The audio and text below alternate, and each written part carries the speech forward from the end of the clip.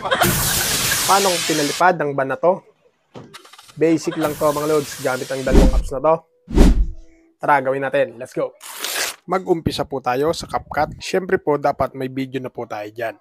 Kayo na po bahala kung anong sasakyan ang gagamitin nyo dito mga lods. Dito mag-i-split po tayo sa part na nagsarado na ng pinto yung ating karakter. Siyempre po itap po muna natin yung ating mismong video para ma-highlights. Saka po tayo mag-split. Then yung sobra delete po natin. Tapos po itap po natin yung zoom icon na nasa gilid. Then mag-screenshot po ulit tayo. I-crop lang po natin sa 9:16 na aspect ratio. Kapag na-save na po natin, exit po muna tayo dito sa CapCut. Then, punta naman po tayo sa Pixverse. Para sa hindi pa po nakakaalam, magsa-sign in din po tayo dito. Siyempre po may pre-credits po tayo dito araw-araw.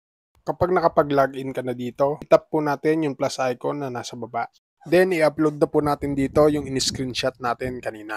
Tapos po sa baba niyan, nag-type lang po ako ng flying the car and explosion under the car. Kahit barok ang English natin, nababasa pa rin po yan ni Pixverse. Ang totoo mga lods, mas maigi pa nga yung ganyang maigsi kaysa yung mga props na napakahaba. Kasi hindi po sinusunod ni Pixverse yun. Kapag goods na, itap po natin yung create sa baba. Then punta po tayo sa ating profile dyan. Dito, antayin lang po natin mag 100% yan. Kapag goods na, itap po natin. Then, i-play po natin kung ito na nga yung gusto nating mangyari. Ngayon po, ida-download na po natin to. Kaya lang, pag dinirect download po natin to, magkakaroon po ng watermarks ni Pixverse yan. Para po mawala yung watermarks ni Pixverse, tap lang po natin yung share icon na nasa gilid. Tapos po, piliin po natin yung copy link. Then, exit na po tayo dito. Tapos po, punta po tayo sa Google o Google Chrome. Then, sa search, i-paste lang po natin yung ating copy link na galing kay Pixverse.